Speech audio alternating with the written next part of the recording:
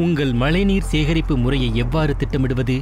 India சராசரியாக ஆண்டுக்கு 1180 millimetre மழையை பெறுகிறது. ஆனால் அதில் 8% மட்டுமே அறுவடை செய்யப்படுகிறது. இந்த விலை மதிப்பற்ற வளத்தின் பெரும்பகுதி ஓடிவிடுகிறது. இதனால் வறட்சி காலங்களில் நாம் சிரமப்படுகிறோம். ஆனால் அதை மாற்ற ஒரு எளிய வழி இருக்கிறது. தண்ணீரை நமக்காக வேலை செய்ய வைப்போம். கூரை மழைநீர் சேகரிப்பு.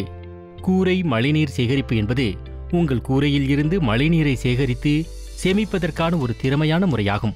இந்த சேமிக்கப்பட்ட நீர் வறண்ட காலங்களில் உயிர் காக்கும், குடிக்க, சமைக்க மற்றும் பலவற்றிற்கும் சுத்தமான தண்ணீரை வழங்கும். கூடுதலாக இது உங்களுக்கு நன்மை பயக்கும் இயற்கை தாதுக்களால் நிறைந்துள்ளது. மழைநீர் சேகரிப்பு அமைப்பின் பகுதிகளை நாம் பிரிப்போம்.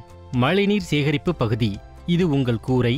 இதில் மழைநீர் விழுந்து சேகரிக்கப்படுகிறது. வடிகால்கள். இந்த வாய்க்கால்கள் கூரையில் இருந்து மழைநீரை பிடித்து குழாய்களுக்கு செல்லும் திசையை பிடிக்கின்றன. குழாய்கள் அவை வடிகால்களில் இருந்து தண்ணீரை சேமிப்பு தொட்டிக்கு கொண்டு செல்கின்றன. ஆரம்ப அழுக்கு மழைநீர் சேமிப்பிற்குள் நுழையாமல் இருப்பதை உறுதி செய்ய முதல் ஃப்ளஷ் அமைப்பு அவசியமாகும். வடிகட்டிகள் இவை இலைகள், அழுக்கு மற்றும் பிற குப்பைகளை அகற்றுவதன் மூலம் தண்ணீரை சுத்தம் செய்கின்றன. சேமிப்பு தொட்டி இங்கே நீங்கள் பின்னர் பயன்படுத்த சுத்தமான மழைநீரை சேமித்து வைக்கிறீர்கள். அதிகப்படியான தண்ணீரை கொண்டு நிலத்தடி நீரை நிரப்ப அருகில் ஒரு ஊற வைக்கும் குழியை சேர்க்க வேண்டும். உங்கள் அமைப்பை திட்டமிட நீங்கள் எவ்வளவு மழைநீரை சேகரிக்க முடியும், உங்கள் குடும்பத்திற்கு எவ்வளவு தண்ணீர் தேவை என்பதை நீங்கள் தீர்மானிக்க வேண்டும்.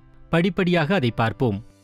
உங்கள் கூரையை அளவிடுங்கள். இதுவே உங்கள் மழைநீர் சேகரிப்பு பகுதியாகும். கூரை பெரியதாக இருந்தால் நீங்கள் அதிகமான நீரை சேகரிக்க முடியும். உங்கள் கூரை வகையை கவனியுங்கள். இது ஒரு குறிப்பிட்ட கூரை வகையில் இருந்து மழைநீர் எவ்வளவு திறமையாக பாய்கிறது என்பதை குறிக்கும் ரன் ஆஃப் குணகத்தை பொறுத்தது. எடுத்துக்காட்டாக, உலோக கூரைகள் அதிக ரன் ஆஃப் குணகத்தை கொண்டுள்ளன, அதாவது அவை ஓலை கூரைகளை விட அதிக மழைநீரை சேமிக்கின்றன. உங்கள் பகுதியில் ஆண்டுதோறும் பொதுவாக எவ்வளவு மழை பெய்யும் என்பதை கண்டறியவும். உங்கள் ஓடு கூரை 100 சதுர அடி என்றும் உங்கள் பகுதியில் ஆண்டுதோறும் 300 மில்லிமீட்டர் மழை பெய்யும் என்றும் வைத்துக் கொள்வோம். உங்கள் திறனை எவ்வாறு கணக்கிடுவது என்பது இங்கே. 100 கூரை பரப்பளவு இன்டு 0.7 பக்கா கூரைக்கான ஓட்ட குணகம் இன்டு 300 மில்லிமீட்டர் மழை = வருடத்திற்கு 21,000 லிட்டர் தண்ணீர். அடுத்து உங்கள் குடும்பத்திற்கு எவ்வளவு தண்ணீர் தேவை என்பதை கண்டுபிடிப்போம். ஒவ்வொரு நபருக்கும் குடிப்பதற்கும் சமைப்பதற்கும் தினமும் சுமார் 10 லிட்டர் தண்ணீர் தேவைப்படுகிறது. 4 பேர் கொண்ட குடும்பத்திற்கு அது ஒரு நாளைக்கு 40 லிட்டர். 75 நாள் வறண்ட காலத்தில் உங்கள் குடும்பத்திற்கு ஒரு நாளைக்கு 40 லிட்டர் இன்டு 75 நாட்கள் = 3000 லிட்டர் தேவைப்படும். இப்போது உங்கள் மழைநீர் போதுமானதாக இருக்குமா என்று பார்ப்போம். வறண்ட காலங்களில் உங்கள் குடும்பத்திற்கு தேவையான தண்ணீருடன் நீங்கள் சேகரிக்கக்கூடிய தண்ணீரை ஒப்பிட்டு பார்ப்போம். நீங்கள் சேகரிக்கக்கூடிய நீர் 75 நாள் வறண்ட காலத்தில் உங்கள் 4 கொண்ட குடும்பத்திற்கு குடிக்கும் மற்றும் சமையலுக்காக 3000 லிட்டர் நீர் தேவைப்படும். இதன் பொருள் நீங்கள் சேகரிக்கும் மழைநீர் வறண்ட காலங்களில் உங்கள் குடும்பத்தின் தேவைகளை பூர்த்தி செய்ய போதுமானதாகும். இப்போது உங்களிடம் போதுமான தண்ணீர் இருப்பதை உறுதி செய்ய உங்கள் சேமிப்பு தொட்டியை திட்டமிடலாம்.